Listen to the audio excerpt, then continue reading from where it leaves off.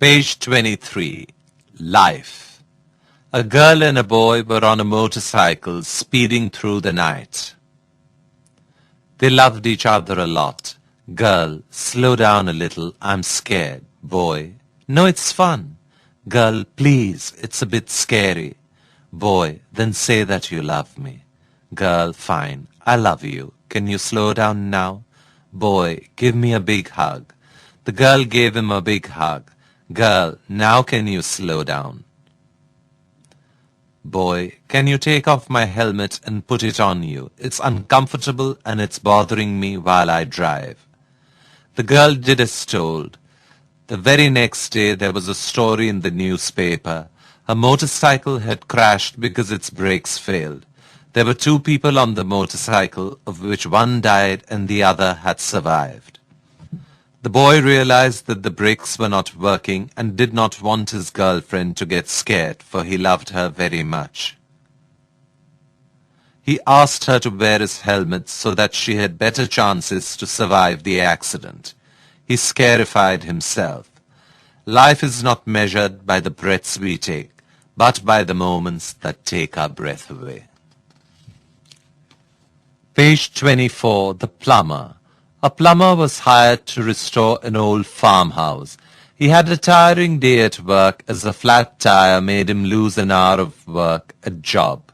His electric drill quit working and his old truck refused to start. As I drove him back home in the evening, he sat in stony silence. On reaching his home, he invited me to meet his family. As we walked towards the front door, he paused briefly at a small tree, touching the tips of the branches with both hands. I could see he had undergone an amazing transformation. Now there was a smile on his face and he looked cheerful. Upon opening the door, he hugged his 2 small kids and wife. After some time, he came to see me off. We passed the tree and my curiosity got the better of me. I asked him about what I had seen him do at the little tree. "Oh, that's my trouble tree," he replied. "I know I can't help having troubles at the job. But one thing's for sure, those troubles do not have a place in the house with my wife and kids. So I just hang them up on the tree every night when I come home and ask God to take care of them. Then in the morning I pick them up again. But the funny thing is," he smiled and said, "when I come out in the morning to pick them up, they aren't nearly as many as I remember hanging them up the night before." Moral of the story, we have to learn the art of living. When we take our troubles from one place to another, we are spoiling the pleasure at home and the atmosphere at work. It is our presence that brings meaning to life of people around us. It is the way we touch our loved one's heart that gives the life beautiful meaning. Page 25. Put the glass down. The professor was giving a lecture to his students on stress management. He raised a glass of water and asked the audience, "How heavy do you think this glass of water is?" The students' answers ranged from 300 grams to 500 grams. While giving an effective explanation, the professor said, "It does not matter on the absolute weight. It depends on how long we hold it. If we hold it for a minute, it's okay. If we hold it for an hour, we'll have an ache in our arm. If we hold it for a day, our arm would go numb, or we might have a severe muscle stress, and consequently we have to pay a visit to the doctor for sure." He further asked, "During this exercise, do you think the weight of the glass would change?" "No," they said. "Why then the arm should ache and the muscles stressed?" One of the students said, "The simple answer would be, is to put the glass down, rest for a while before holding it up again." The professor complimented him and said, "We face similar problems in our life. Hold it for a few minutes in your head and they seem okay. Think of them for a long time and they begin to ache. Hold it even longer and they begin to paralyze. It is important to think of the challenges and problems in your life. But even more important is to put them down periodically so that we don't get stressed. Once we are refreshed, we can carry on and handle any issue or challenge that comes our way. Before we return home from work tonight, let us learn this technique to relax. Put down the burden and go home whistling. Page 26. Happiness. A wealthy father once decided to take his son on a trip to the countryside with a purpose to show his son how poor people can be. They spent a couple of days and nights on the farm of a poor family. On their return trip, the father asked his son, "How was the trip?" "It was great, Dad. Did you see how poor people can be?" the father asked. "Oh, yes," said the son. "So what did you learn from the trip?" asked the father. The son answered, "I saw that we have one dog and they had four. We have a pool that reaches to the middle of our garden, and they have a creek that has no end. We have imported lanterns in our garden, and they have the stars at night. Our patio reaches to the front yard, and they have the whole horizon." The son continued, "We have a small piece of land to live on, and they have fields that go beyond our sight. We have servants who serve us, but they serve others. We buy our food, but they grow theirs. We have walls around our property to protect us. They have friends to do that." On hearing this, the boy's father was speechless. Then his son concluded, "The happiest people do not necessarily have the best of everything. They just make the most of everything that comes their way. It is good to have money and the things money can buy, but it is good to check up once a while and make sure that we haven't lost the things money cannot buy, which is love, friendship, and happiness." Page 27. True story, World War I. Horror gripped the heart of a soldier as he saw his lifelong friend fall in battle.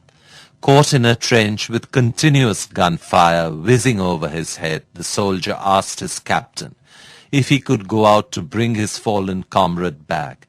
"You can go," said the captain, "but I don't think it'll be worth it. Your friend is probably dead, and you may throw your life away." The captain's words didn't matter, and the soldier went away. Miraculously, he managed to reach his friend, hoisted him on his shoulder, and brought him back to their company's trench. As the two of them tumbled in together to the bottom of the trench, the captain checked the wounded soldier, and then looked kindly at his friend. "I told you it wouldn't be worth it," he said. "Your friend is dead, and you are wounded." "It was worth it, sir," said the soldier. "What do you mean by worth it?" responded the captain. "Your friend is dead."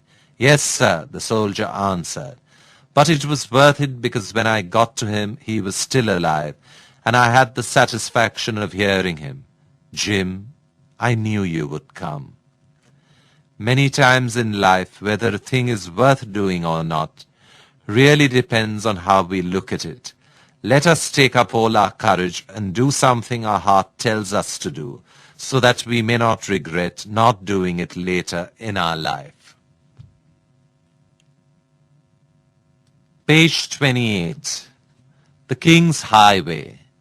A king once decided to construct a highway for the convenience of the people.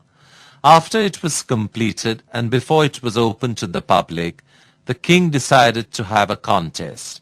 He invited everyone to participate, and he declared that the best traveler would be suitably rewarded. On the day of the contest, many people took part in the contest. Some of them had fine chariots, some had fine clothing and fancy food to make the trip a luxurious journey. Some wore their sturdiest shoes and ran along the highway on their feet to show their skill. All day they traveled the highway, and when they arrived at the end, most of them complained to the king about a large pile of rocks and debris that had been left almost blocking the road at one point, which got in their way and hindered their travel. At the end of the day, a lone traveler crossed the finish line wearily and walked over to the king. He was tired and dirty, but he addressed the king with great respect and handed him a small box. He said, I stopped along the way to clear a pile of rocks and debris that was blocking the road. This box was under it. Please have it returned to its rightful owner. The king replied, You are the rightful owner of this box and it contains gold. Oh no, said the traveler, it doesn't belong to me. Oh yes, said the king, you've earned this gold.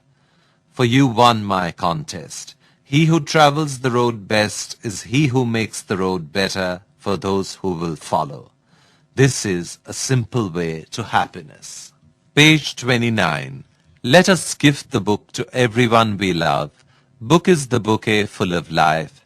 Happiness is never perfect unless it's shared. The cost, blessings and good wishes.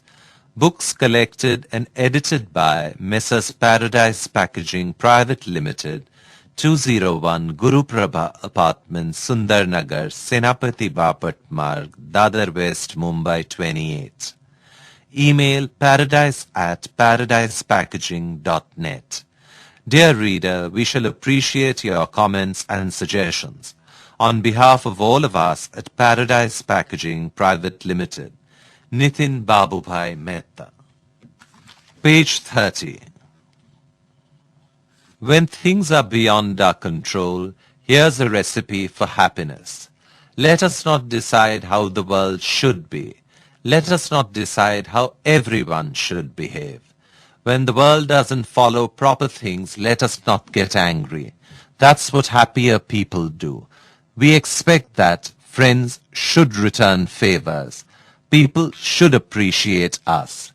Everyone should arrive on time. People should be honest. Everyone should remember important things. These expectations may sound reasonable, but often these things won't happen. So we end up frustrated and disappointed. Instead, let us have preferences. For things that are beyond our control, let us tell ourselves, we would prefer A, but if B happens, it's okay. This is really a game that we should play in our mind. It is a shift of attitude and it gives us more peace of mind and happiness.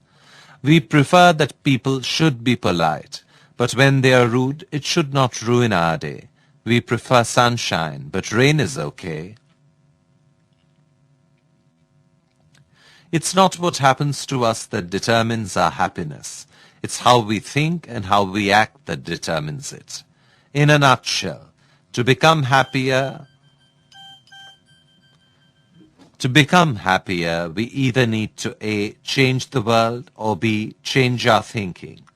It is easier to change our thinking. The biggest loss in life, tears in someone's eyes because of us. The biggest achievement in life, tears in someone's eyes for us.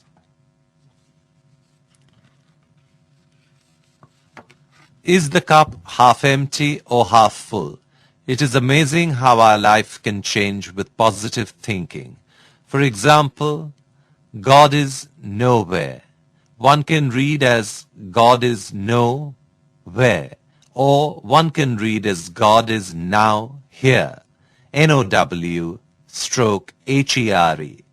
When we change our thinkings, we change our belief. When we change our belief, we change our expectations. When we change our expectations, we change our attitude.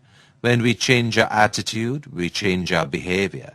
When we change our behavior, we change our performance. When we change our performance, we change our life. This is the simple way to happiness. With this, I come to the end of this book, which I hope you found enjoyable. This book was read to you by Firdaus Aidenwala. Thank you for your kind attention, dear listeners.